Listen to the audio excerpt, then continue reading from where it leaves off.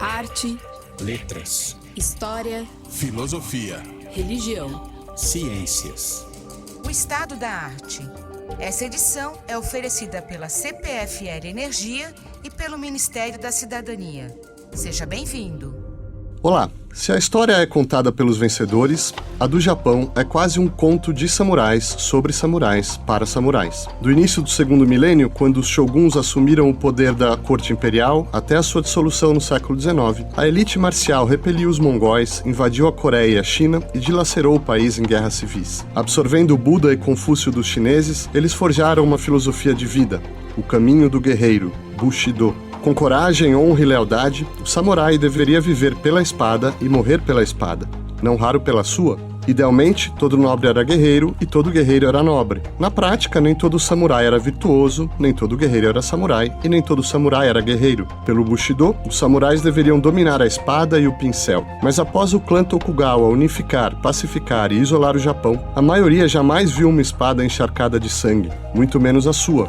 Seus arsenais e artes marciais tornaram-se ornamentais. Alguns viveram da pena, muitos foram mecenas. Os samurais influenciaram tradições como as pinturas monocrômicas, os jardins de pedra ou a cerimônia do chá, e são os heróis das epopeias, dramas e folclore do Japão medieval. Dentre a mais mítica das armas, a espada, eles forjaram a mais mítica, a katana, e só os cowboys americanos rivalizam com seus ronins e ninjas como os fora-da-lei mais glamourizados, não como os mais glamourosos, da história. No cinema, TV, mangás e videogames, esses vingadores estoicos vivem como máquinas de matar, influenciando mestres do western como Sergio Leone e clássicos da ficção científica como A Guerra nas Estrelas. Os samurais estão indelevelmente gravados na mitologia contemporânea. Para discutir os mitos e verdades sobre os samurais, recebemos, à distância, Célia Sakurai, doutora em Ciências Sociais pela Unicamp e autora de Os Japoneses, João Marcelo Monzani, professor de Letras Japonesas da Universidade Federal do Rio de Janeiro, e Márcia Namekata, professora de Língua e Literatura Japonesa da Universidade Federal do Paraná. Célia, você pode nos introduzir a sociedade da qual os samurais emergem?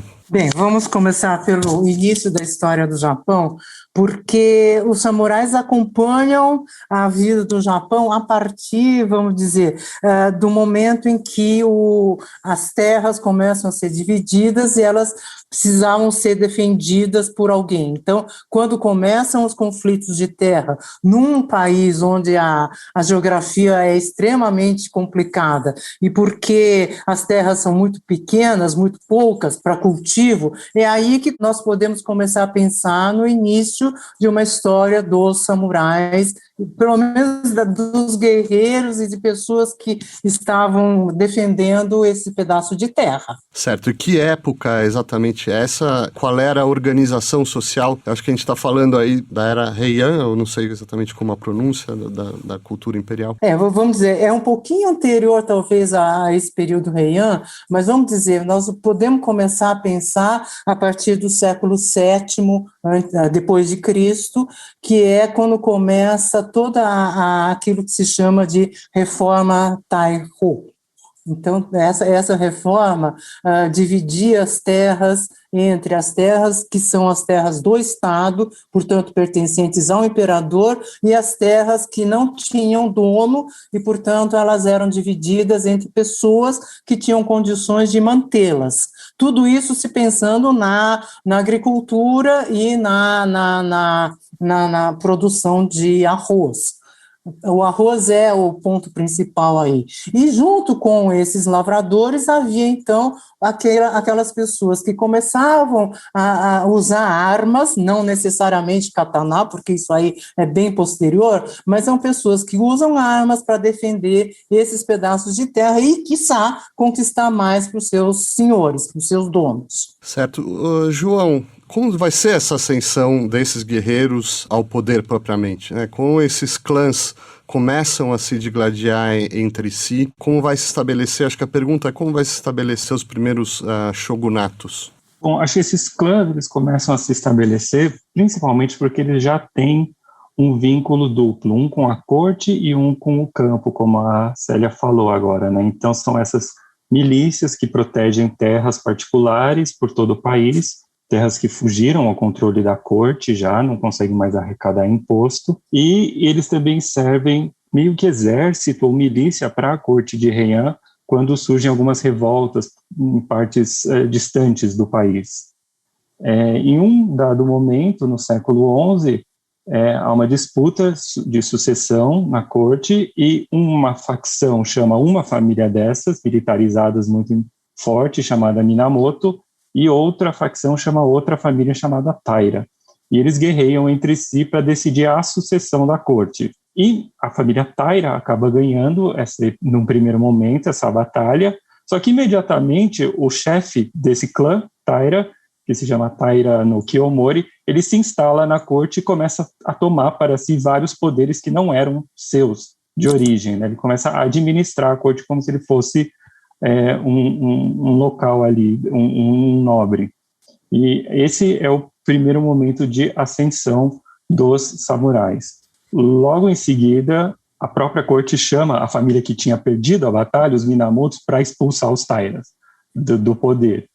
E aí acontece, os Tairas são expulsos e sobem os Minamotos ao poder. Dessa vez, os Minamotos mais inteligentes, eles não se instalam na corte para não criar conflito, mas eles vão para Kamakura e refazem um estado paralelo em Kamakura. E ali começa, de verdade, o shogunato em Kamakura em 1185, se não me engano.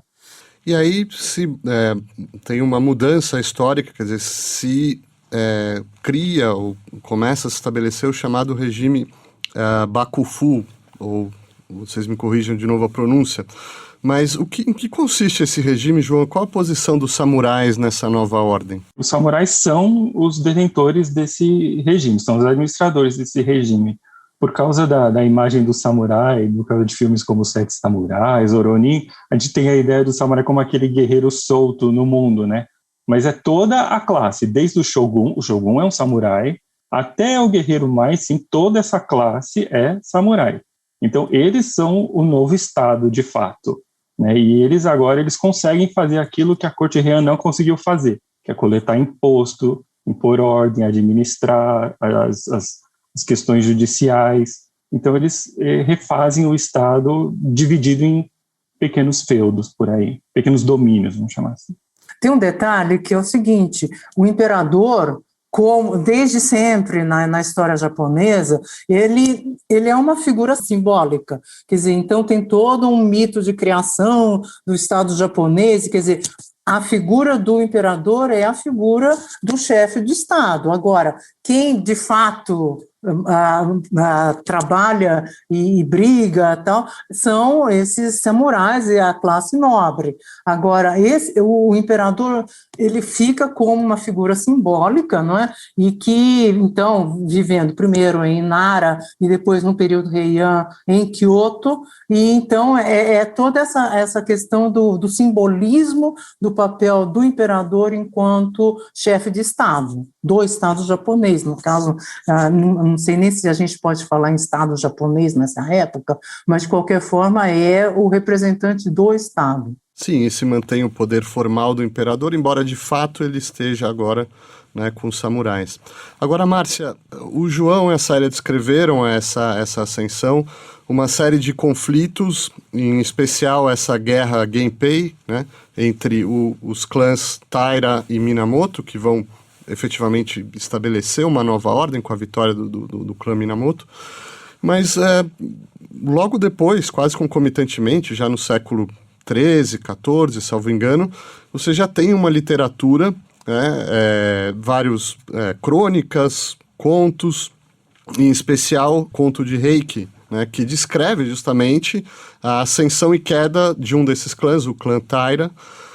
Como essa literatura, como esses novos, essa classe emergente, não sei se a gente pode chamar de classe, mas como os samurais estão sendo representados nessa literatura? Na verdade, o Heike Monogatari seria a saga, né, do clã Taira, né, a ascensão e a queda. Né? Então começa ali com Taira no Kiyomori, que é o principal patriarca, né, da família Taira, que inclusive a família Taira descende do imperador Kamo, que inaugurou, né, o período Heian, transferindo a capital de Nara para Kyoto.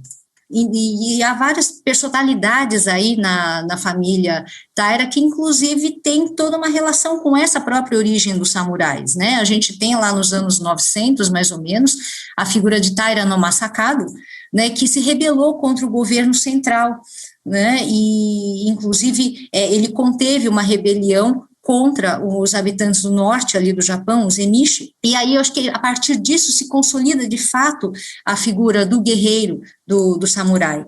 Agora, no Reiki, a gente então, já logo no início, a gente percebe essa descrição dessa linhagem dos Taira, né, e aí tem tem uma sucessão de vitórias, inclusive o próprio Kiyomori, ele é colocado meio como o vilão, né, da história, né, devido à sua arrogância, ele colocou tudo a perder, né, porque no final das contas a família Taira acabou ficando em Kyoto, né, se aproximou da família imperial, enquanto isso a família Minamoto, que havia sido exilada pelo próprio Taira no Kiyomori, para a península de Izu, se instalou em Kamakura, onde eles estabeleceram o seu shoen, o seu latifúndio, e lá eles se prepararam para, né, revanche contra os Taira, e no final das contas isso acabou por dar origem ao período, né, do shogunato, né, esse período que acaba abarcando 3 períodos aí da história japonesa. E desse drama, dessa epopeia,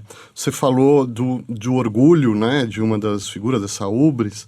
O que emerge ali em termos de uma moralidade samurai, de uma cultura, de ideários? Essa imagem do guerreiro, e talvez um elemento que seja muito forte e que marca a literatura da Idade Média japonesa, é essa questão da efemeridade, né? O próprio início do Reiki Monogatari já fala, né, que da evanescência de todas as coisas e que a arrogância, né, dos fortes não pode perdurar por muito tempo, né? E assim ele começa descrevendo essa rota de ascensão e queda do Taira no Kiyomori. E já nessa época começam a ter afluências chinesas, em particular o Zen budismo, né, influencia de alguma maneira essa cultura samurai. Será que algum de vocês pode falar sobre como esse comércio cultural, espiritual com a China influencia a formação dessa nova cultura? Bom, eu posso falar sobre a entrada do budismo no Japão através da corrente da Coreia e da China, porque não é necessariamente o mesmo budismo indiano, mas, de qualquer forma, é o budismo que entra no Japão via a China e a Coreia.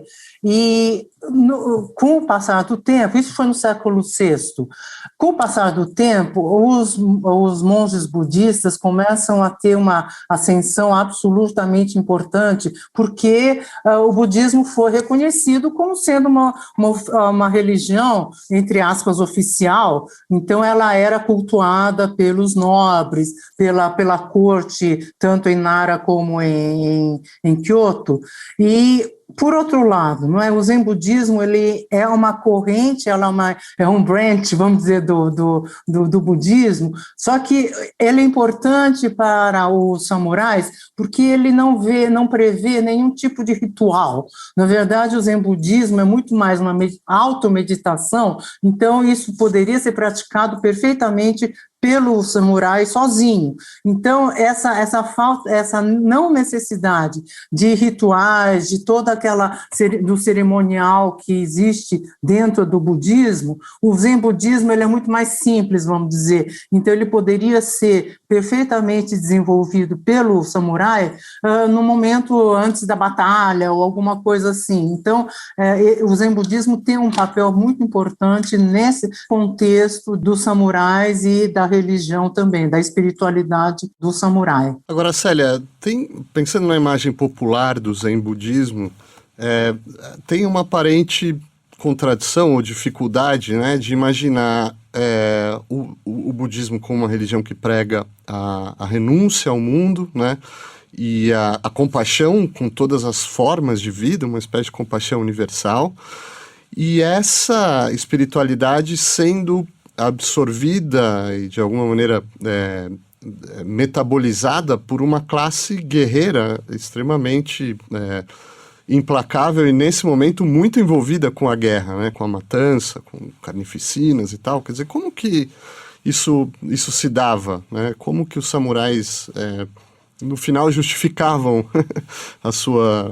o seu sentido de vida, que era guerrear, que era matar, né? É aí que está. O problema é o seguinte: a gente não, o Bushido ele não prevê só, não é, o momento da guerra. Tudo bem. O princípio inicial do Bushido é você estar preparado para morrer, não para matar, para morrer, não é? E ao mesmo tempo, o Bushido ele tem uma série de preceitos que não estão só ligados à questão da guerra. A guerra é um dos elementos da vida de um samurai. Então, o samurai ele tem uma vida que fora do campo de batalha, que prevê outras artes, um desenvolvimento espiritual que não é necessariamente o de matar. Morrer é uma coisa. Agora, matar o outro faz parte, mas não é o objetivo da vida do samurai. Por isso que não tem esse problema de conflito, não é, do samurai junto com essa questão da sua espiritualidade. Eu posso fazer só um adendo?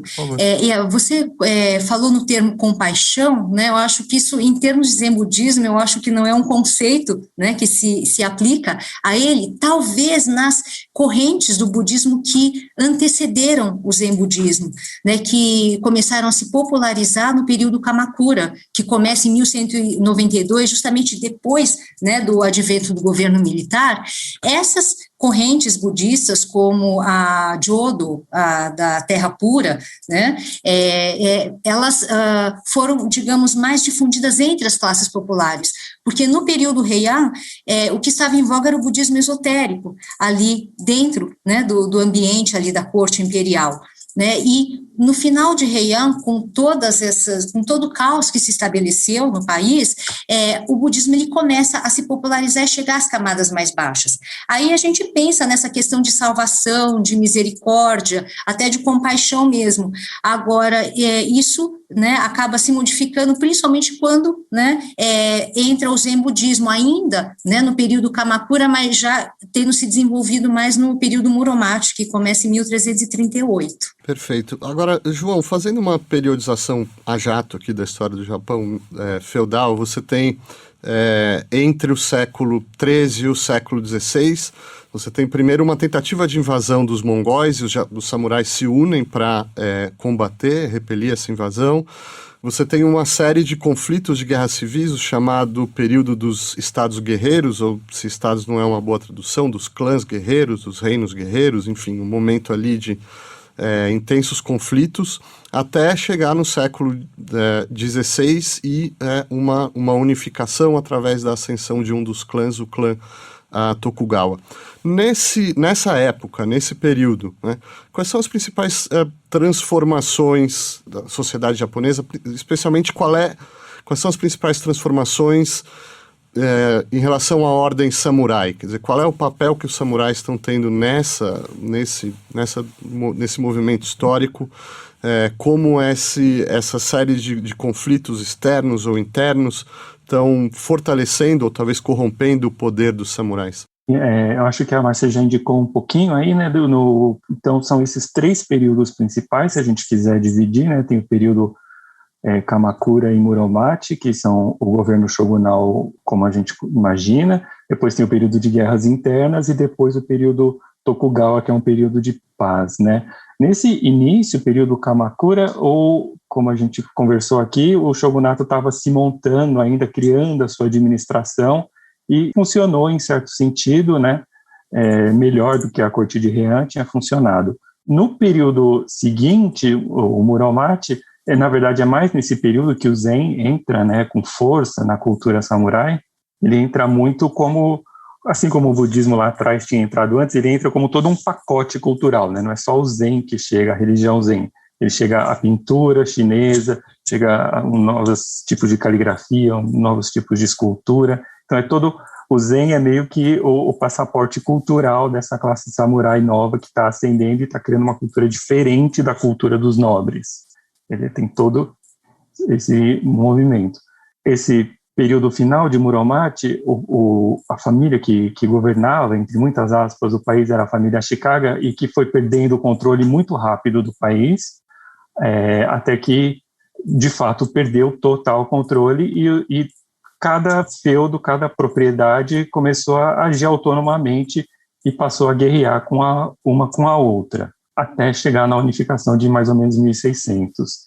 1600 para frente, a gente tem um florescimento da cultura samurai, mas também popular, muito grande, porque é um período de paz. Nesse período, nesse intervalo, né, será que... Eu sei que não é especialidade de nenhum de vocês, mas se alguém puder descrever um pouco as mudanças nas técnicas bélicas, estratégias, nas armas, talvez, dos samurais, né, entre a guerra Genpei e a batalha de Sekigahara no século XVI, tem desde, no início, pelo que eu entendo, se batalhava muito, a cavalaria tinha um papel importante, o arco e flecha, depois entra a infantaria, até o momento que vão chegar as armas de fogo, os arcabuzes, né, dos europeus. Quais seriam as grandes transformações em termos de técnicas e, enfim, do ponto de vista armamentício, né, nesse período?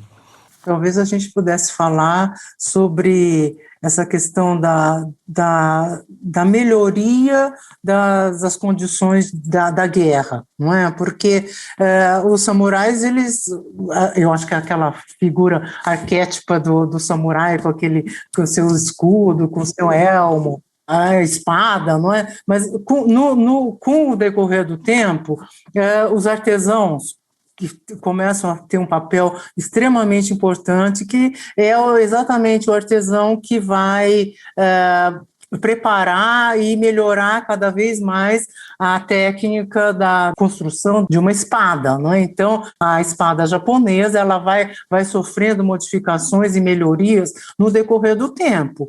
Agora, evidentemente, com a questão da introdução das armas de fogo, aí sim, né? Aí muda todo o sistema de guerra dos samurais e, portanto, não é, todo o temor que tiveram o Tokugawa, o Ieyasu Tokugawa, no momento em que a expulsão dos ocidentais no território japonês, exatamente pela questão de que a arma de fogo era uma arma que era temida exatamente porque ia quebrar todo aquele sistema vamos dizer, mais artesanal, entre aspas, não é? da guerra até então. Márcia, a Célia mencionou o Tokugawa, já apareceu esse nome aqui antes.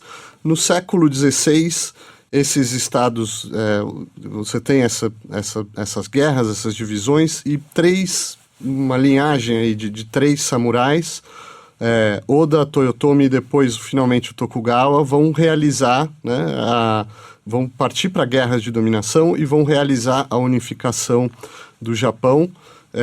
Com a vitória o triunfo do Tokugawa, se estabelece uma nova era que vai ficar, inclusive, conhecida com esse nome, a Era Tokugawa, período Edo, né, onde é a atual Tóquio. Quais são as principais, em linhas gerais, as principais transformações constitucionais, políticas, econômicas promovidas por esse shogunato Tokugawa, e especialmente como essas mudanças reconfiguram a classe samurai?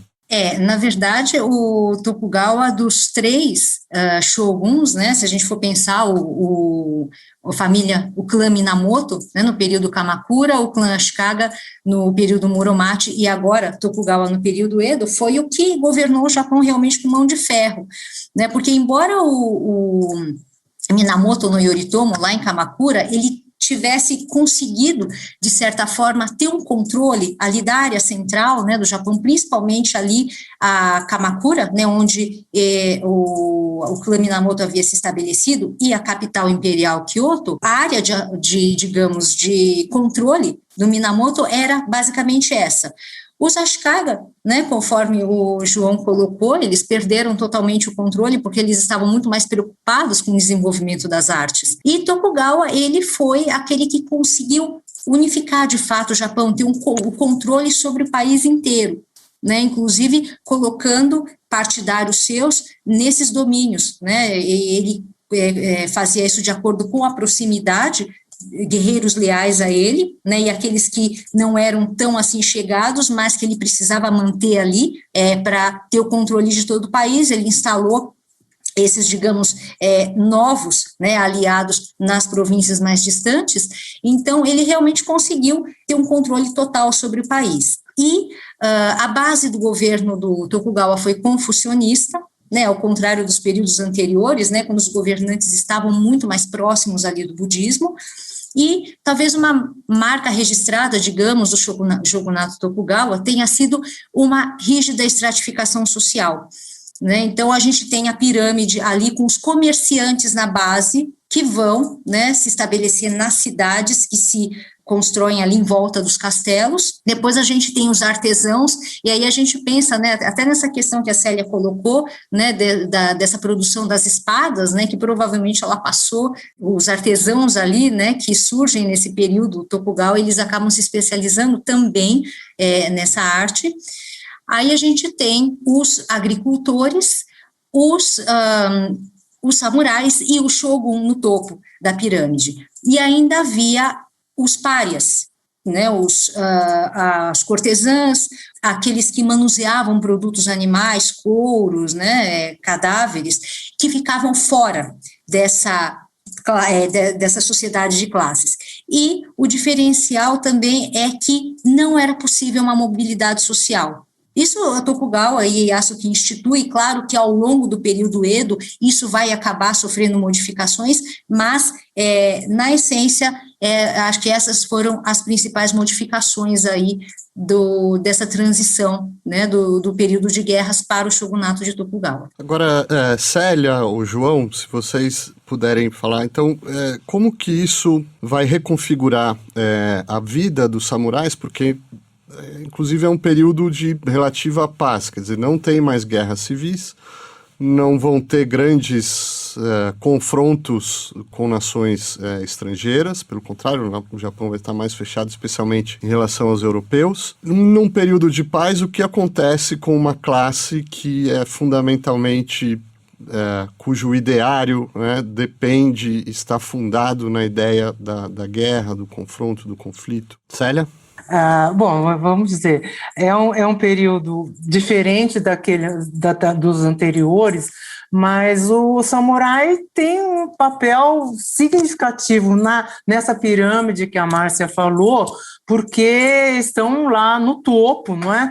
E que passam a ter um papel importante no seguinte sentido, não é? Eu interpreto essa questão do papel do samurai nesse período e nos períodos posteriores vamos dizer, de ser um exemplo daquilo que o Bushido coloca como sendo o ideal do homem, do ser humano, não é? Ou do cidadão. Não sei nem se a gente pode falar em cidadão nessa época, mas, de qualquer forma, do que seria um exemplo do comportamento e das atitudes de uma pessoa. Portanto, como eu falei antes, o Bushido ele fala sobre a maneira como a pessoa deve agir e as atividades que ele tem junto ao seu trabalho, vamos dizer, como guerreiro. Então, como não sendo mais guerreiro, é o momento, então, em que o Japão começa a desenvolver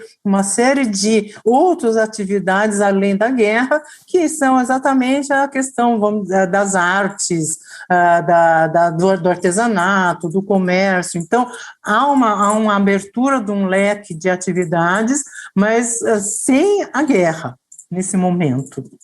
Agora, tem um episódio que é importante para a história, até para a história popular do Japão, que é essa vingança dos 47 Ronins, né? E me parece que é um episódio que é uma intersecção entre uma cultura antiga e essa cultura nova, né? Vai ser reinterpretado de diversas maneiras. João, o que foi esse episódio, né? Como que ele reflete essas transformações das quais a gente está falando aqui? Bom, é um episódio real, histórico, que depois foi transformado para o teatro. em 1701, se eu não me engano a data, dois samurais muito importantes estavam numa cerimônia no Palácio Shogunal, sendo que para resumir bastante a história, destratou o outro. E o que foi destratado pegou a espada e feriu aquele. E isso era uma ofensa capital, né? Você tirar a sua espada na presença do Shogun era um crime passível de morte, né? Então ele foi obrigado a se suicidar por ter feito isso. Todos os vassalos daquele que foi obrigado a se suicidar planejaram, então, uma vingança. Eles ficaram sem o seu suzerano, vamos adaptando a linguagem, ficaram sem o seu mestre, por isso se tornaram o que você falou, Ronin, né? São samurais sem mestre, e durante 2 anos, muitas peripécias, eles planejaram a vingança até conseguirem, de fato, atacar e matar aquele que tinha desrespeitado o senhor deles. Então, esse é um episódio histórico, real, aconteceu, e virou, assim, um tema muito importante do período Edo, foi parar no teatro de bonecos, foi parar na literatura popular, foi parar no kabuki, vira filme até hoje, né? Toda hora tem filme saindo. Então, esse é a história dos 47 samurais. Agora, eles realizaram a vingança, estavam, suponho que certo, segundo o código antigo, mas foram obrigados a se matar. Quer dizer, existe um dilema, uma questão moral e jurídica aí. O que você mencionou, né? O que fazer com uma classe guerreira numa época de paz, né? Então, o governo Tokugawa tinha um problema, porque o código guerreiro, assim, muito baseado na ideia da vingança, né? Da honra, vingar aquele que desonrou a mim ou ao meu grupo. Ao mesmo tempo, o governo Tokugawa não queria que perder o controle do país e da paz que tinha a muito custo conquistado. Então, não queria que as pessoas ficassem se vingando assim à torta e à direita. Então, dá um problema de 2 éticas diferentes, né? O que acontece é que o governo acaba condenando eles porque eles foram contra uma lei expressa do período Tokugawa. O período Tokugawa tinha tanto medo da violência samurai voltar à tona, que existia uma lei que dizia que, em casos de briga, os 2 lados iam ser punidos. Não interessa quem está certo e quem está errado. Todo mundo será punido em qualquer circunstância. Então, essa tensão de o que fazer com essa classe samurai num momento de paz. Eles se vingaram, então eles cumpriram o papel deles, e é isso que muitos dos discursos da época mencionam. Eles fizeram o papel deles, eles tinham que vingar o mestre deles. E o governo Tokugawa também fez o papel dele, porque eles têm que mostrar quem manda são eles. Então, todo mundo fez o que tinha que ter feito, tá tudo certo. Agora, Márcia, você mencionou o confucionismo, né? Assim, em linhas gerais, uma ética de lealdade à nação, ao Estado.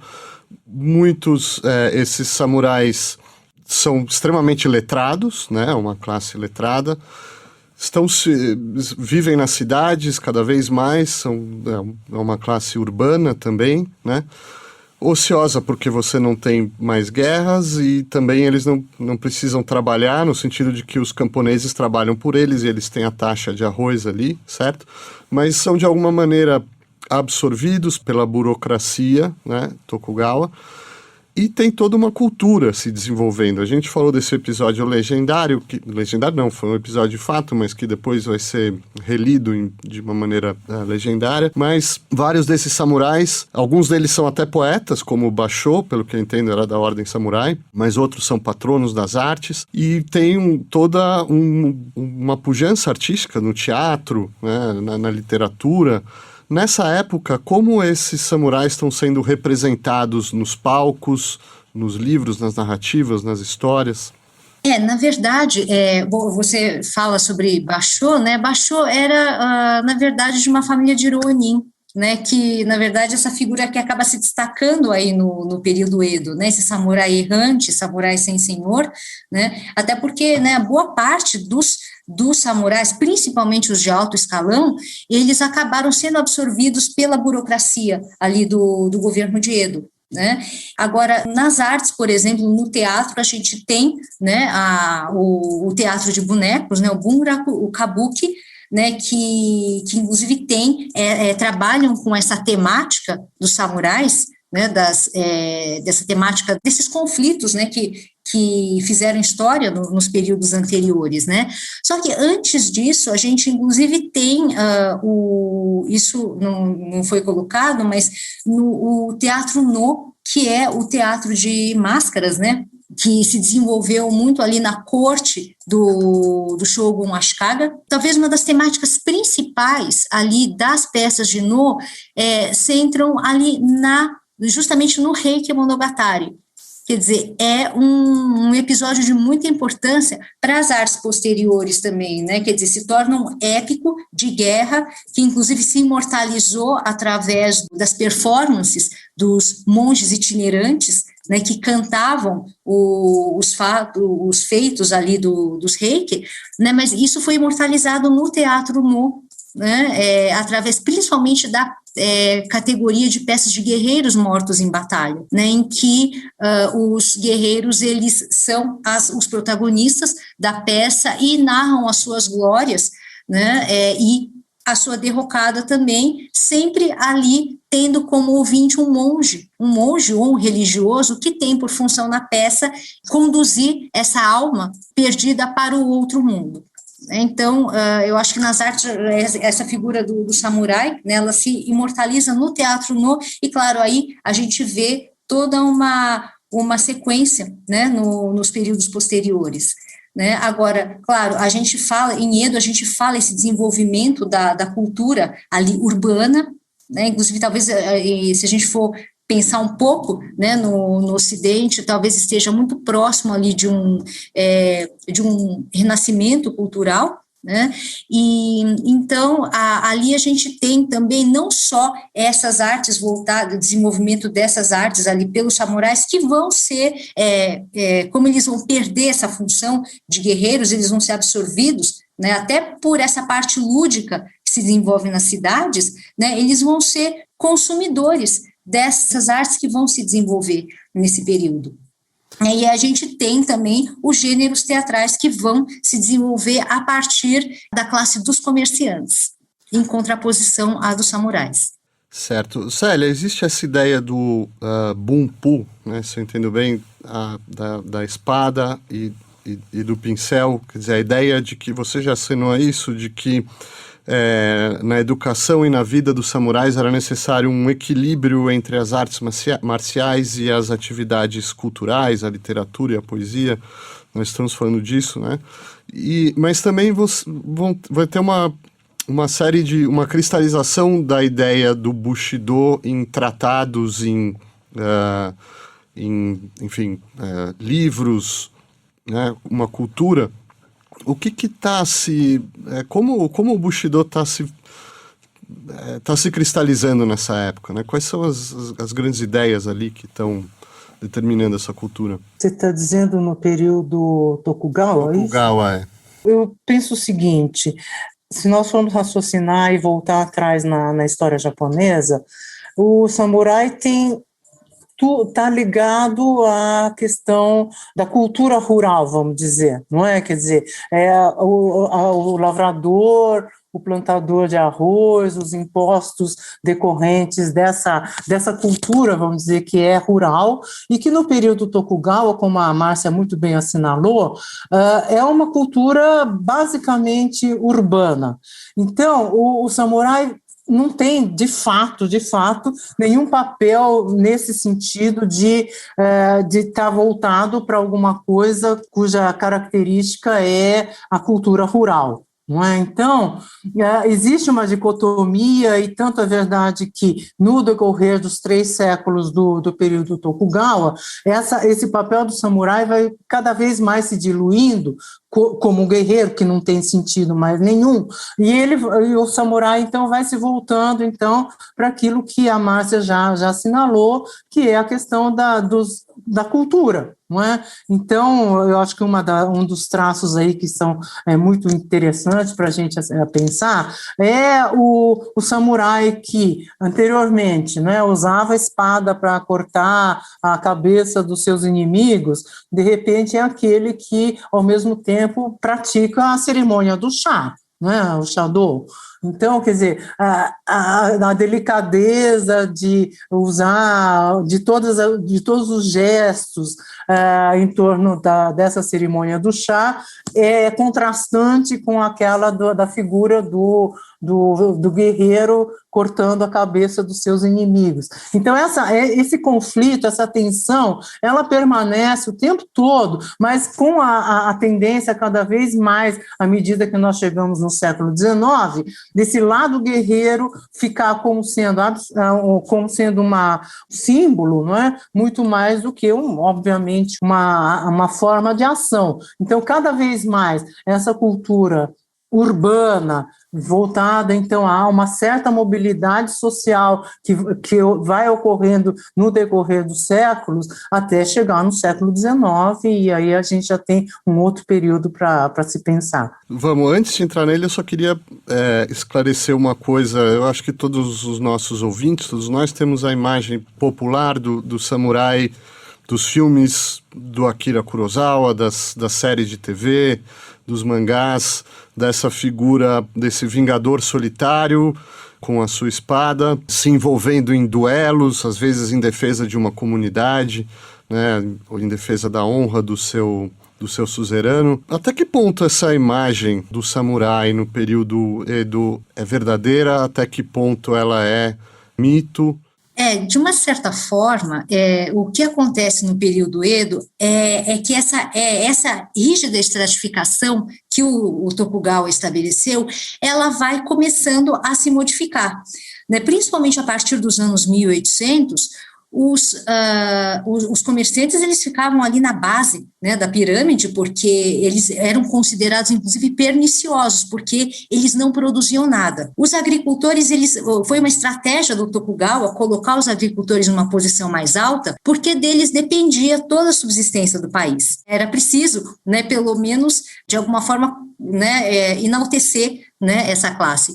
Só que quem acabou dominando o cenário financeiro em Edo foi justamente a classe dos comerciantes, porque eles começaram a estabelecer o comércio nas grandes cidades, principalmente Osaka, né, Edo, que é a atual Tóquio, e com isso eles acabaram ganhando todo o poder econômico ao longo do período Edo. Tanto que ali por volta dos anos 1800, os samurais muitas vezes acabavam virando fregueses dos comerciantes, porque eles precisavam, né, de dinheiro para consumir e muitas vezes eles se endividavam. Então, aquela mobilidade que era proibida no início do período passou a se flexibilizar, tanto que muitos samurais acabavam dando as filhas para os comerciantes em casamento para se livrarem das dívidas que eles contraíam junto a esses comerciantes que muitas vezes acabavam virando agiotas, né? Então, com isso, já é uma porta para que no final do século XIX o Japão incorpore o sistema capitalista depois da abertura do país.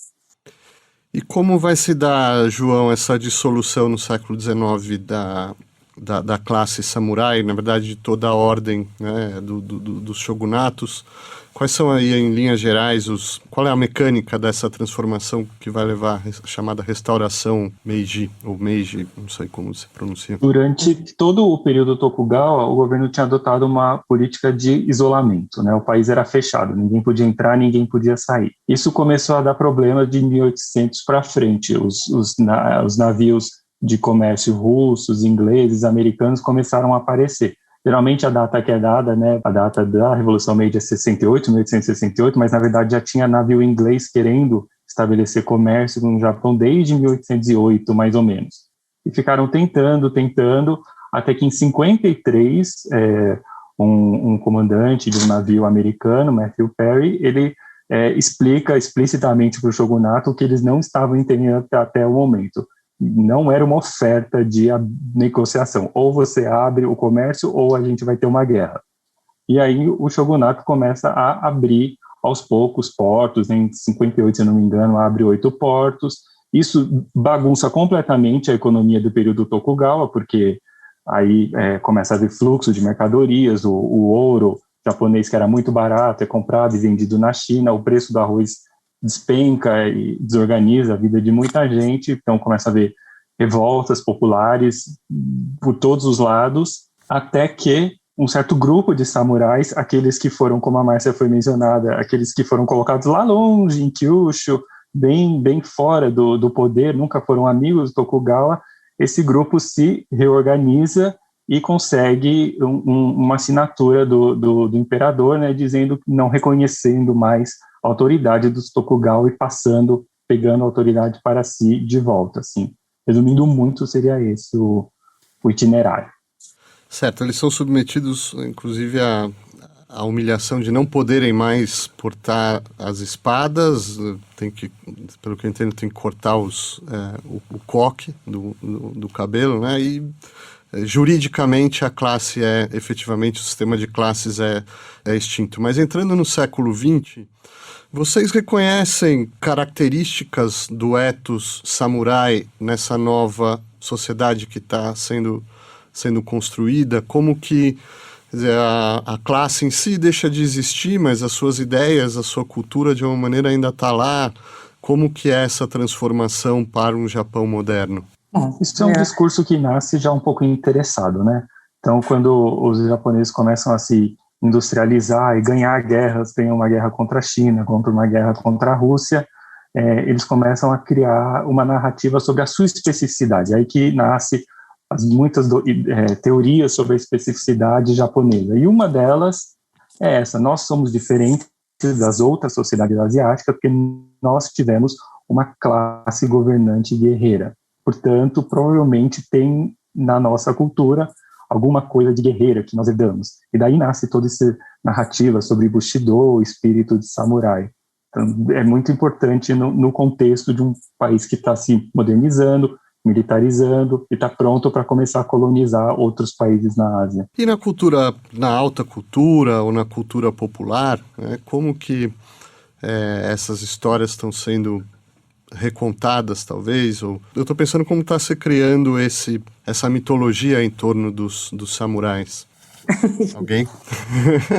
Célia? Eu não sei se eu vou responder a sua pergunta diretamente, mas eu gostaria de ressaltar algumas coisas que você falou sobre a permanência desse espírito, vamos dizer, que está por trás dos samurais. Eu acredito que toda essa forma de agir hoje, no século XXI, dos japoneses, ela está muito ligada a essa questão do comportamento ideal do samurai.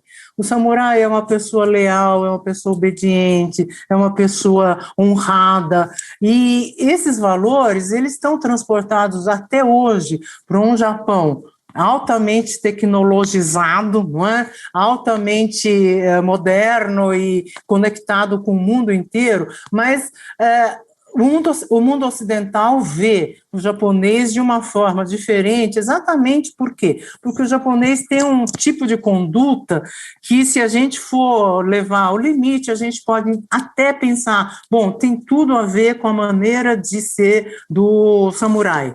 Eu acho que um exemplo, assim, você vê a própria linguagem corporal de um japonês, não é? O samurai, da mesma forma que o japonês contemporâneo, você não vê ninguém largado com as pernas em cima de uma mesa, muito à vontade, não é? Quer dizer, a expressão corporal de um japonês contemporâneo, mesmo jovem, está muito retratada ou muito espelhada naquilo que era a maneira de ser de um samurai. Então, se a gente for pensar nas várias facetas que hoje a gente pode ver no Japão, é exatamente isso, né? Que existe uma forma de conduta, normas, comportamentos sociais que são ainda resquício, tenho certeza, dessa maneira e dessa herança dos samurais ao longo de toda essa história tão complicada aí que nós vimos até agora.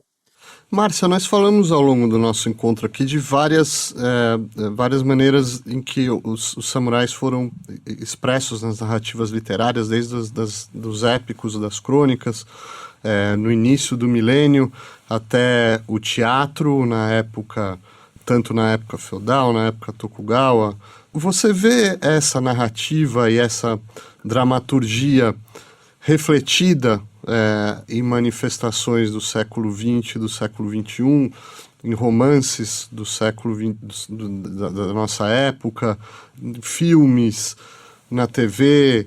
Isso de alguma maneira foi absorvido, foi renovado? Como que essa tradição se encarnou na era moderna?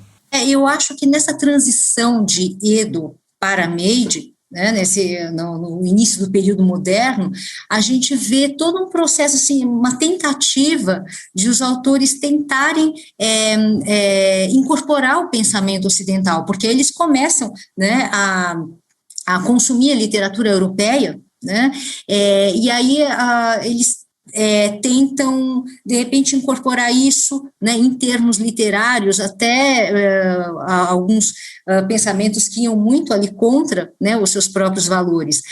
E, principalmente ali, acho que depois do movimento imperialista japonês, aí a gente tem a Segunda Guerra, a gente tem a figura do Yukio Mishima, né, que, de alguma forma, né, principalmente ali no final da sua carreira literária, ele acaba retomando esses valores do Bushido. Inclusive, ele levou isso, né, ao extremo com o suicídio, né, que ele cometeu, que foi ali bem a maneira samurai mesmo, né, ele formou uma milícia de direita, era uma milícia pequena, mas eles invadiram o quartel-general ali das forças de autodefesa. O Mishima, ele se suicida ali, né, à moda samurai, né, ele comete o seppuku, mas antes disso ele estabelece todo aquele ritual com a leitura de poemas, de um poema, né, que ele compõe ali para a hora de sua morte. Então, talvez o nome mais forte nesse sentido seria o dele. Certo. Nós temos aí pouquíssimos minutos para uma rodada final.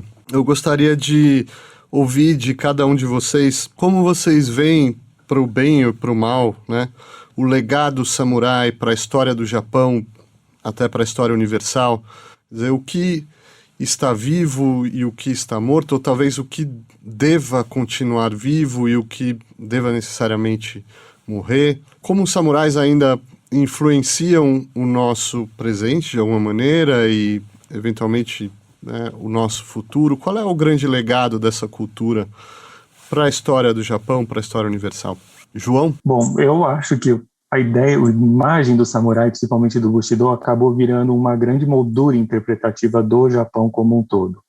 E a gente poderia pensar em expandir essa moldura para outras coisas. Inclusive, eu esqueci o nome do autor agora, mas tem um pensador japonês que escreveu um livro em 2004, se não me engano, chamado Contra o Bushido, que ele reclama como o Bushido tem essa carga muito negativa de que foi usada na propaganda imperialista do século XX, é uma tradição um pouco inventada às vezes. Ele acaba fechando o Japão numa imagem muito bélica, muito estereotipada, e não permite que outras culturas também importantes no Japão floresçam e que fora do Japão, né, no mundo, a gente veja essas outras culturas que acabam sendo sufocadas pelo Bushido. Então, eu não acho que ele é importante, é uma tradição muito respeitável, boa de conhecer, mas dá para a gente expandir para outras culturas tão importantes quanto ele, quando a gente pensa o Japão.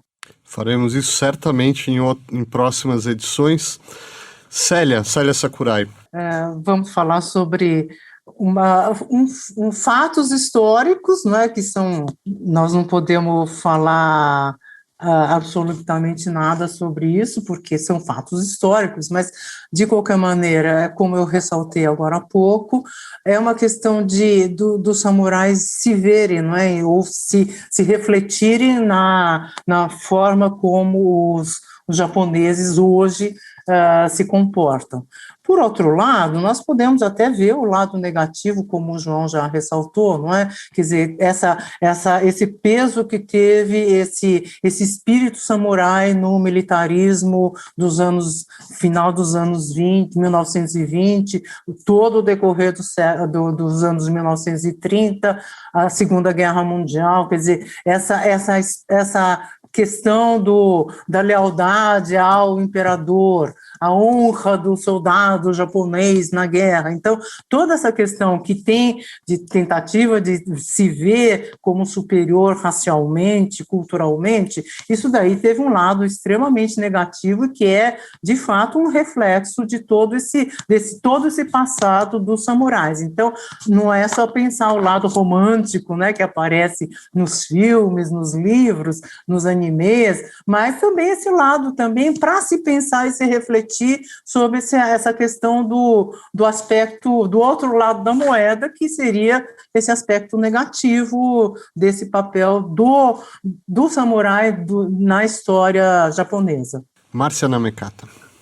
Eu acho que indo, né, nessa mesma linha de pensamento, eu acho que toda essa rigidez, né, conforme a Célia falou na postura, ela para o plano, né, também emocional, espiritual, quando a gente pensa na pressão que né, sobre a qual os japoneses vivem em sociedade, aquela ideia do giri, né, do dever, essa obrigação constante para com o outro, para com todas as instâncias da sociedade, né, isso realmente tem as suas raízes ali, de alguma forma, né, nesse pensamento samurai, e, claro, né, até pensando em termos aí de contemporaneidade, é algo que realmente, né, necessitaria de ser mais diluído, flexibilizado, talvez. Ótimo. Infelizmente, por hoje o nosso tempo é só. Eu preciso cortá-lo com um golpe de espada. Obrigado, Célia Sakurai. Obrigado, João Marcelo Monzani. Márcia Namekata. Obrigado por ouvir e até a nossa próxima edição.